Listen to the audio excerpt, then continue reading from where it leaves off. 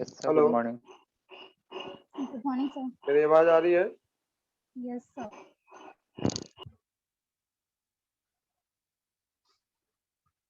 चल।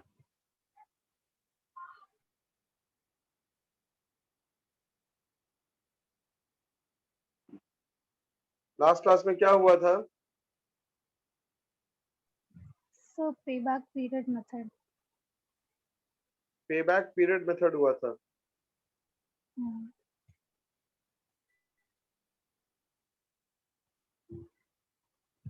उसमें कुछ पूछना वगैरह है? Something to ask? No sir. उसके एडवांटेजेस और डिसएडवांटेजेस को अगर आपने पढ़ा होगा तो उसमें कुछ पूछना है आपको? यस सर, पूछना है। हाँ बोलो।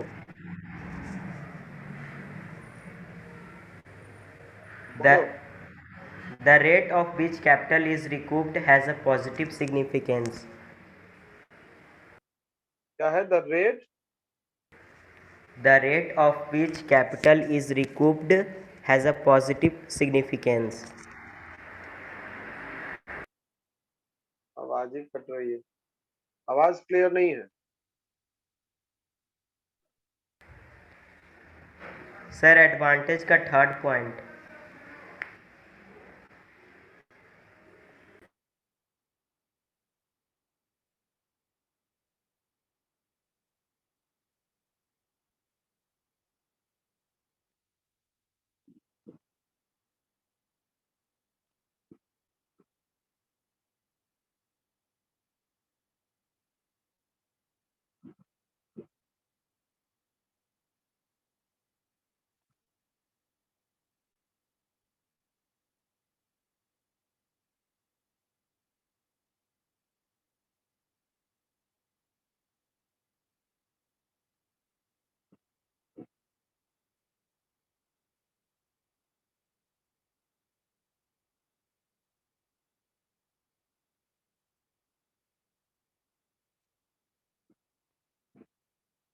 एडवांटेज का third point, the rate of which capital is recouped has a positive significance.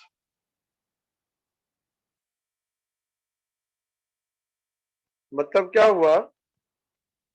The rate at विच होगा capital is recouped has a positive significance. Recouped मतलब रिकवर होना चाहिए। रिकूप कहने का मतलब क्या हो गया? रिकूप का क्या मतलब हुआ? रिकवर। तो जितनी तेजी से कैपिटल रिकवर होगा उसका मतलब प्रोजेक्ट सिलेक्शन में ज्यादा हम लोग प्रेफरेंस देंगे या उसको पॉजिटिव मानेंगे। उसको क्या मानेंगे? पॉजिटिव। Yes sir. क्या? ये तो मैंने बता ही दिया था कि हम लोग उस प्रोजेक्ट को एक्सेप्ट करेंगे जिसमें रिकवरी ज्यादा होगी। जितनी जल्दी रिकवरी होगी, पेबैक पीरियड जहां पे जितना कम होगा उस प्रोजेक्ट को हम लोग एक्सेप्ट करेंगे। जहां पे पेबैक पीरियड बड़ा होगा वहां पे प्रोजेक्ट को हम लोग एक्सेप्ट नहीं करेंगे। स्मॉलेस्ट पेबैक पीरियड, हाँ, स्मॉलेस्ट पेबैक पीरियड के साथ जो भी प्रोजेक्ट होगा उसको एक्सेप्ट करेंगे। लेकिन उस पर भी ध्यान देना है, ऐसा पेबैक पीरियड वाले प्रोजेक्ट को एक्सेप्ट करना है जो हो सकता है शुरुआत में आपको कैश फ्लो कम दे लेकिन आगे चल के कैश फ्लो ज्यादा बढ़ जाए उसका। हम लोग उसको भी प्रेफरेंस देंगे।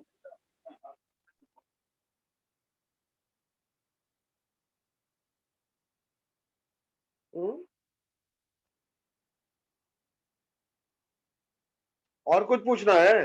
रोल नंबर 12 या बाकी लोग? यस यस सर, और भी पूछना है सर। बोलो। डिसएडवांटेज का fourth point, sorry sir, fifth point. Sir the rate एक सर द रेट एडवांटेज में, एडवांटेज में रोल नंबर 8 बोलो, क्या बात है?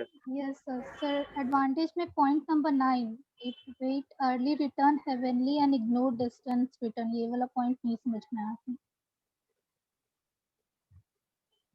क्या है? फिर से पढ़ो तो। So it weight early return heavily and ignores distant return. It thus contains the built-in hedge against economic depreciation or obsolescence. हाँ, मतलब क्या हुआ कि इसमें कह रहा है कि जो जो प्रोजेक्ट शुरुआती दौर में आपको फायदेमंद समझ में आ रहा है उसको हम लोग एक्सेप्ट करेंगे। आगे चल के हो सकता है वो प्रोजेक्ट आपको फायदेमंद हो, लेकिन उसको हम लोग इग्नोर कर दे रहे हैं। क्यों? क्योंकि हम लोग ऐसे प्रोजेक्ट को सेलेक्ट कर रहे हैं जिसका पेबैक पीरियड बहुत कम है। तो हम लोग इमीडिएट फ्यूचर में फायदा देख रहे हैं, डिस्टेंट फ्यूचर में जो फायदा है उसको हम लोग इग्नोर कर रहे हैं, उसको हम लोग कंसिडर नहीं कर रहे हैं। ये भी बताया हुआ है। और बोलो। सर पॉइंट नंबर 10 में एक पॉइंट ये वर्ड है, ये वाला बायस डू, ये क्या होता है? ये advantage of eliminating any bias do. Biased spelling क्या है? BIAS। बायस मतलब पक्षपात। सर ये लाइन समझ में नहीं आ रहा।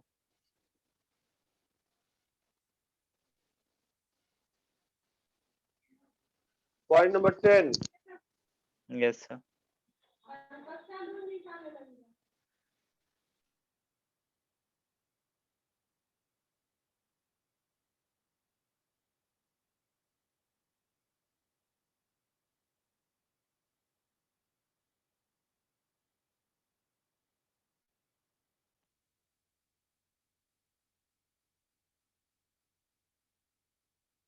लिख रहा है when the payback period index is used for ranking competitive projects, it has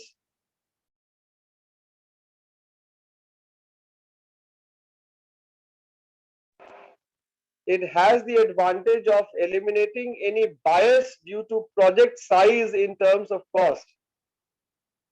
मतलब हम लोग क्या करते हैं, हो सकता है कि कोई प्रोजेक्ट लागत के दृष्टिकोण से बड़ा समझ में आए, कोई प्रोजेक्ट छोटा समझ में आए, तो हम लोग क्या करते हैं कि उसको इग्नोर कर देते हैं। क्यों करते हैं इग्नोर? क्योंकि हम लोग कॉस्ट को यहाँ पे कंसिडर ही नहीं कर रहे, यहाँ पे प्रोजेक्ट का साइज कंसिडर ही नहीं हो रहा, यहाँ पे सिर्फ एक चीज कंसिडर हो रही है, और वो चीज क्या है? वो चीज क्या है? सिर्फ पे बैक पीरियड। चाहे प्रोजेक्ट कितना भी बड़ा हो, कितना भी छोटा हो, उससे मतलब नहीं है। पे बैक पीरियड को हम लोग कंसिडर करते हैं। कॉस्ट के हिसाब से प्रोजेक्ट को हम लोग कंसिडर नहीं कर रहे हैं।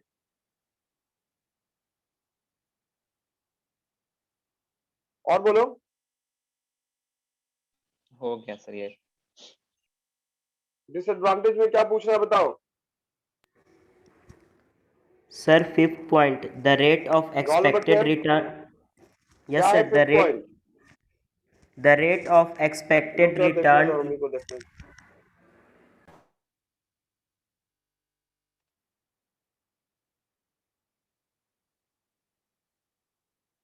The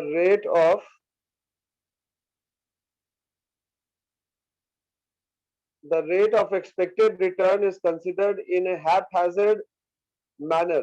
मतलब हमको क्या रिटर्न चाहिए, ये रिटर्न जैसे तैसे हम लोग कैलकुलेट कर लेते हैं, उसके पीछे कोई डेफिनेट रूल नहीं रहता या एक सेट क्राइटेरिया नहीं रहता।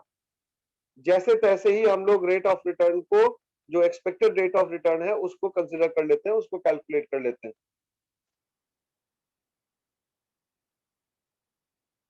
Yes, sir, समझ गया।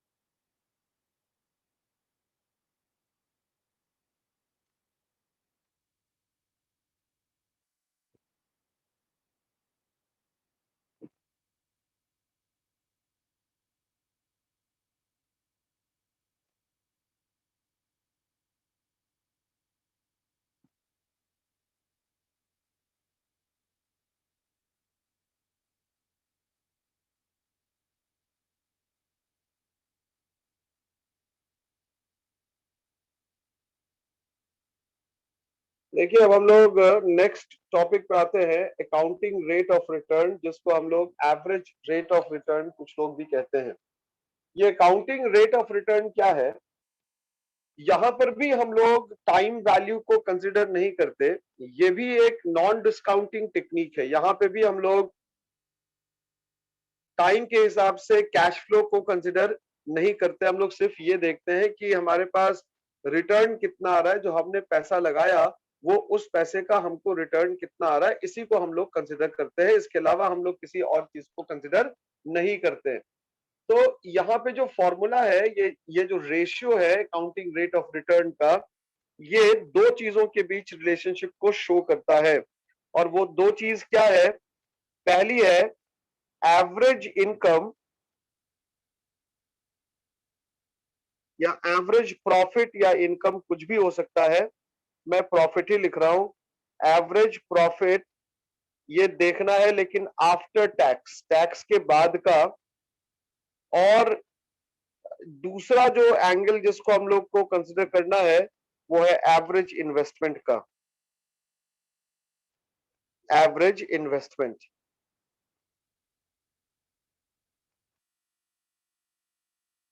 और अकाउंटिंग रेट ऑफ रिटर्न है, यानी कि हमने जो इन्वेस्टमेंट किया उस पर हम लोगों को क्या रिटर्न मिल रहा है, उसको फाइंड आउट करने के लिए इसको हम लोग परसेंटेज के टर्म में एक्सप्रेस करते हैं और 100 से मल्टीप्लाई करेंगे।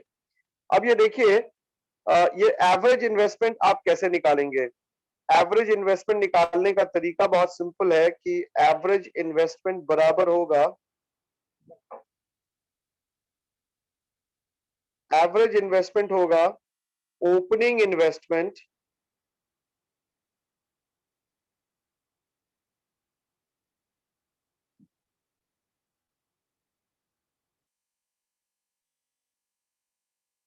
प्लस क्लोजिंग इन्वेस्टमेंट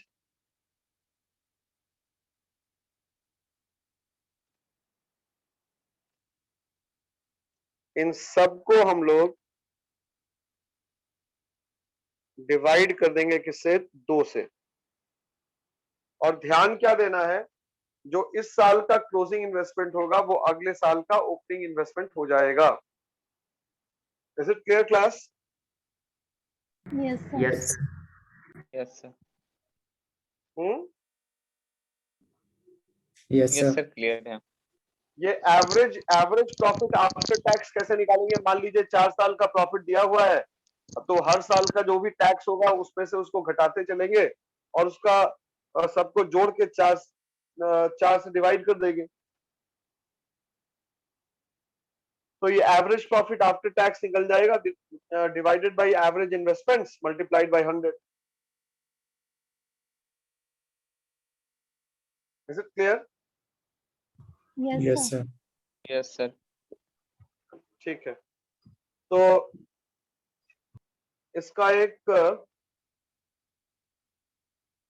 शायद क्वेश्चन है, देखो तो एक एग्जांपल दिया हुआ है नीचे जो भेजे हैं पीडीएफ। अब मशीन नहीं मिला क्या? Yes sir है। मिल गया सर। मिल गया सर। लिख रहा है मशीन विल बी कॉस्टिंग ₹10,000,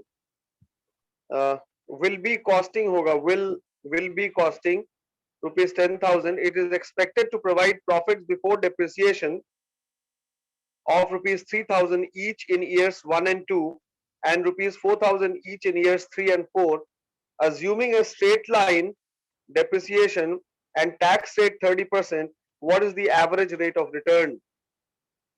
तो इसमें आपके मन में ये सवाल आएगा कि 2-3 चीज है जो यहाँ पे कंफ्यूजिंग है, जो शायद आप लोगों को दिक्कत होगी समझने में। पहला straight line method, roll number 21, straight line method क्या होता है जी? सर एक ही नंबर से सब कुछ कटेगा। क्या बोलते हैं उसे? जैसे इसका एक ही संभावना amount। आता है कि 0 भी हो सकता है, ये इसका जो लास्ट अमाउंट होगा। Straight line method of depreciation का मतलब होता है every year the amount of depreciation is same. Every year amount of depreciation क्या होगा? सेम होगा। तो यहाँ पे मशीन जो होगा, मशीन का कॉस्ट कितना है? मशीन का कॉस्ट कितना है? 10,000 रुपए की मशीन है। 10,000। 10 हजार। यहाँ पे लाइफ कितना है, लाइफ ऑफ द मशीन, क्योंकि 4 साल दिया हुआ है इसलिए 4 इयर्स ही मानेंगे। लाइफ ऑफ द मशीन कितना हो गया, 4 इयर्स। 4 साल। तो एनुअल डिप्रिसिएशन कैसे निकालेंगे, 10,000 divided by 4। Very good. 10,000 divided by 4, यानी कि ये हो गया 2,500 हर साल का डिप्रिसिएशन चला जाएगा। यस ठीक है। अब एवरेज इन्वेस्टमेंट कैसे निकालेंगे, एवरेज इन्वेस्टमेंट,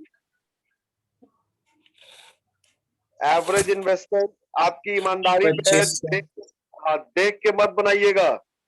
तो फर्स्ट ईयर में एवरेज इन्वेस्टमेंट क्या हो जाएगा, फर्स्ट ईयर की अगर हम लोग बात करें तो फर्स्ट ईयर का ओपनिंग आपने कितना लगाया था, 10,000। ओपनिंग कितना था, 10,000। तो हाँ, क्लोजिंग कितना हो जाएगा, 7,500 हो जाएगा। क्यों, क्योंकि आपने 2,500 रुपए डिप्रिसिएशन इसमें से माइनस करना है। यस 2,500 रुपए आपने डिप्रिसिएशन इसमें से माइनस करना है। तो 10,000 और 7,500, 17,500, इसको 2 से डिवाइड कीजिए तो ये आपका कितना हो गया, 8,750। 8,000 ये एवरेज इन्वेस्टमेंट हो गया फर्स्ट ईयर का। सेकेंड ईयर में जो क्लोजिंग था फर्स्ट ईयर का, वो सेकेंड ईयर का ओपनिंग हो जाएगा। तो सेकेंड ईयर का ओपनिंग हो जाएगा 7,500 प्लस 5,000 डिवाइडेड बाय 2, ये आपका हो गया 12,500 डिवाइडेड बाय 2, ये हो जाएगा 6,250। यस और no. Yes sir. Third year जो फर्स्ट सेकेंड ईयर का क्लोजिंग था वो 5,000 प्लस 2,500 डिवाइडेड बाय 2, यानी कि 3,750। फोर्थ ईयर में क्या हो जाएगा, फोर्थ ईयर में हो जाएगा 2,500, 2,500 प्लस 0 डिवाइडेड बाय 2, 1,250। सब कुछ मैंने बता दिया। अब आप इसका आंसर निकाल के मुझे बताइए फटाफट।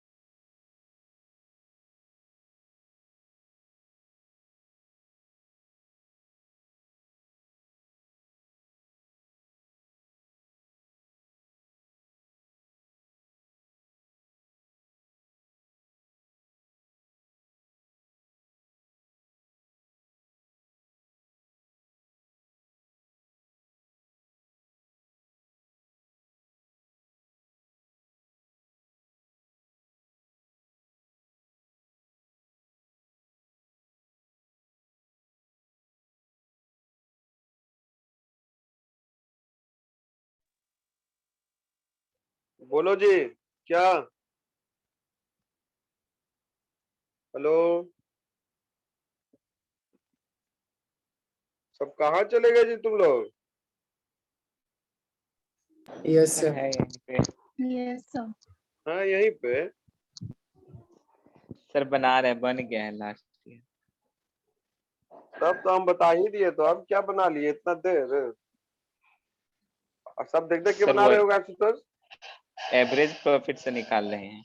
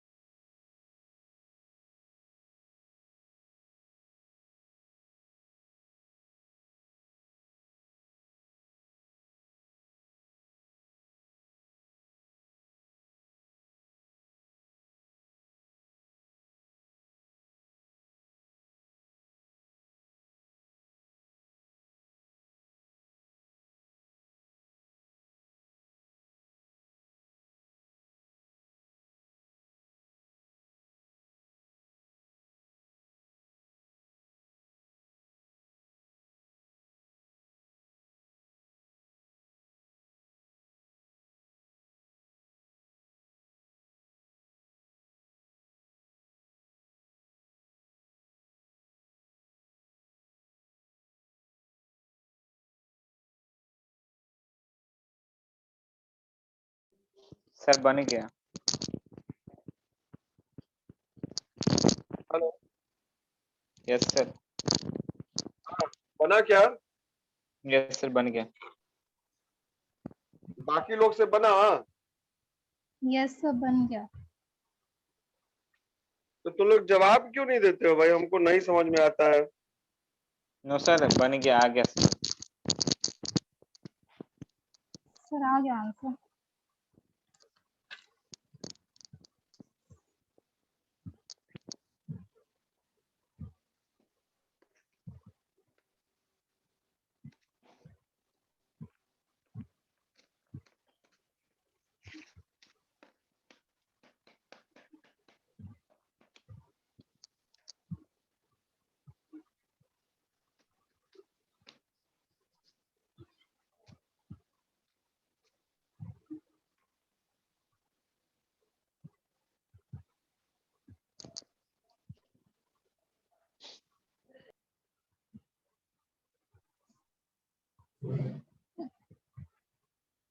हेलो,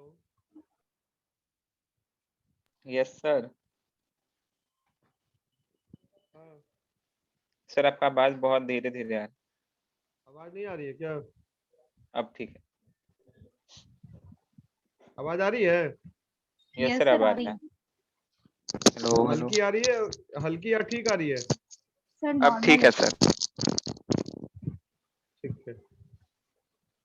तो जो लास्ट क्लास में हम लोग, सॉरी, जो अभी हम लोग बना रहे थे उसका आंसर, ये profit after tax first year का कैसे निकाले?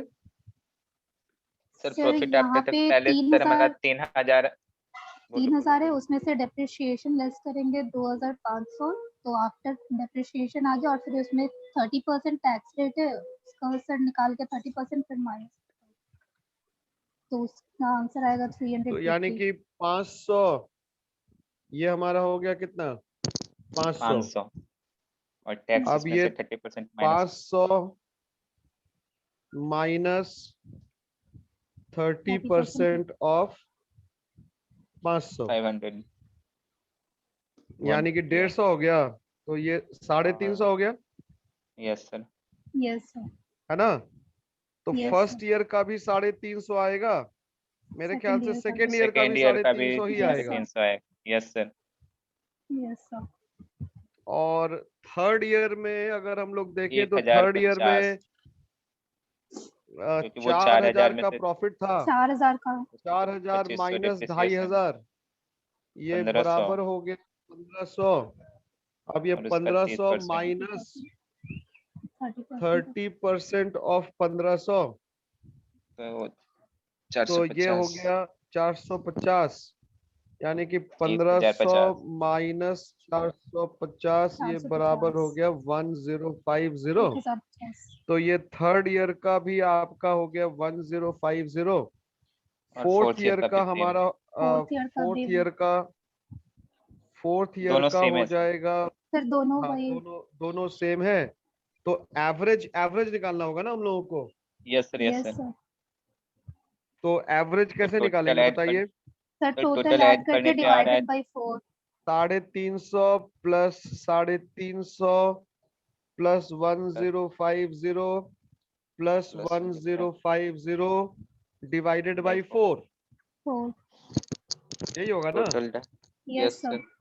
तो 700 टोटल और 2200, 700 और 2100, 2800, 2800 डिवाइडेड बाई 4, हाँ। 728। तो ये 700 हो गया। यस 700। सर। ठीक है। एवरेज इन्वेस्टमेंट हमारा आया था पहले साल का 8750, 8750 सेकेंड ईयर का 8750 प्लस 6250 प्लस 3750 3750, 3750 प्लस 1250, 1250। 5000, 5000, 5 और 8 13, 20। 13 और सर 6 टोटल 19, 20,000 था 19 रहा। 20,000 आएगा। 20,000 हो गया।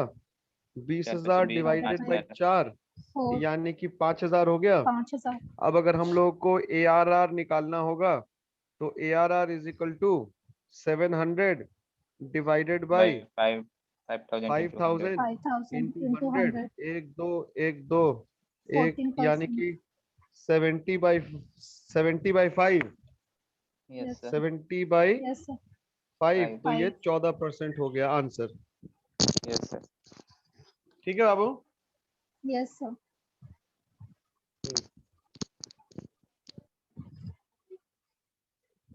तो अब हम लोग एक और क्वेश्चन बनाएंगे। एक और दिया हुआ है क्या, एग्जांपल देखो तो।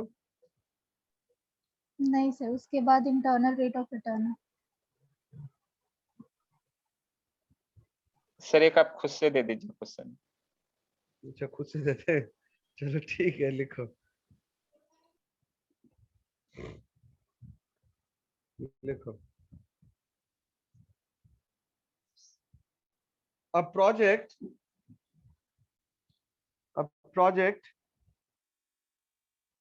requires an initial investment of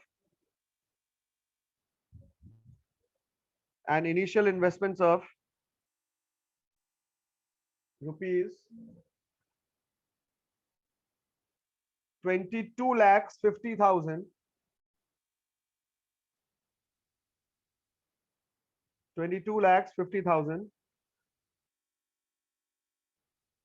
and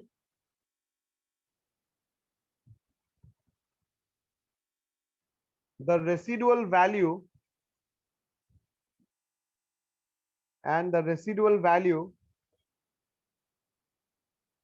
is expected at rupees 2,500, sorry, at rupees 2,50,000,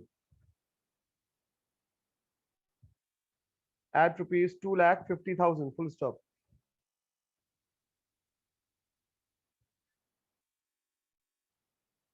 The company is providing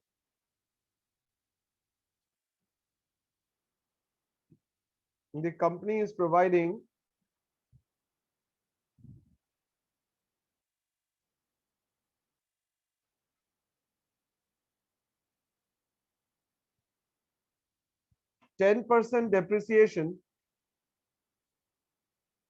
The company is providing 10% depreciation per annum sir आगे on 10% straight. डिप्रेशन के बाद The company is providing 10% depreciation per annum on a straight line method. On a straight line method. Full stop.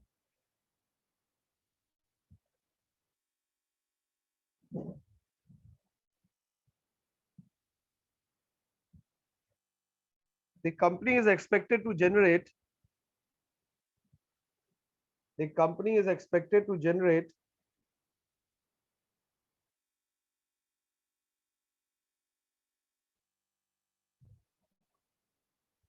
profits of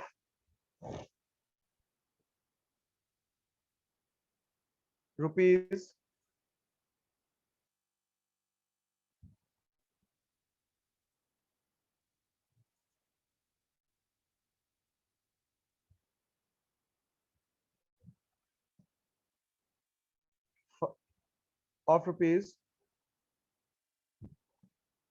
6 lakhs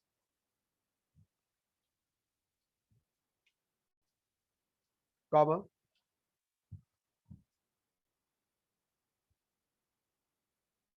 5 lakhs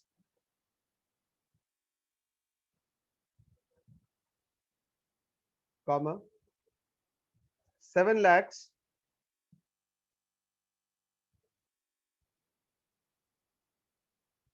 and rupees 6 lakhs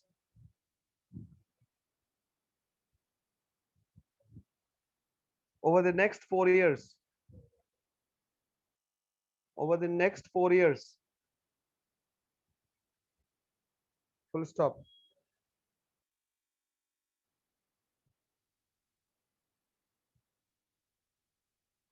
These profits are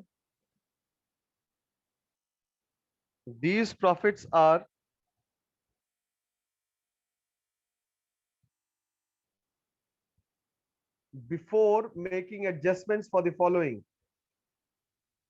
These profits are before making adjustments for the following.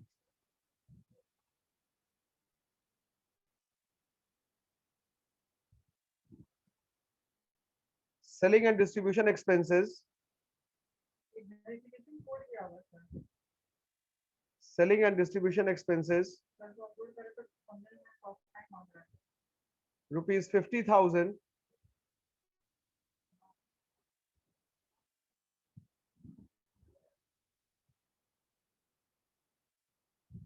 Rupees 60,000. 60, comma sir selling and distribution का 50,000 बोले हैं। 50,000, 50,000, comma 60,000, comma 40,000 and 50,000.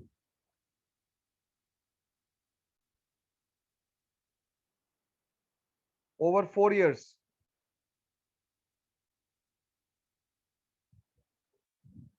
Number B. Depreciation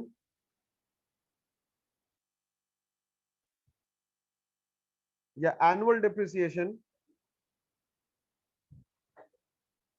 Number C.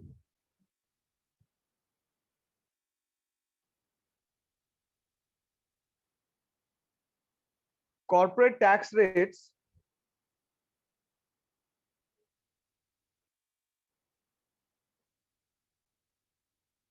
of 30% for first 2 years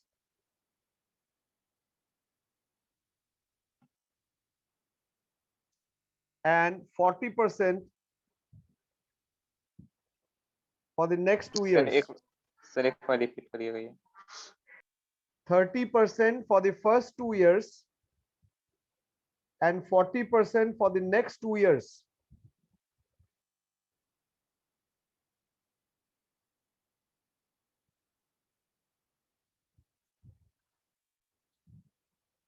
Full stop.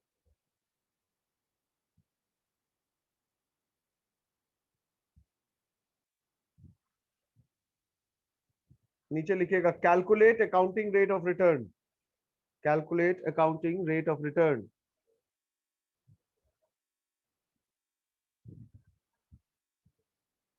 बनेगा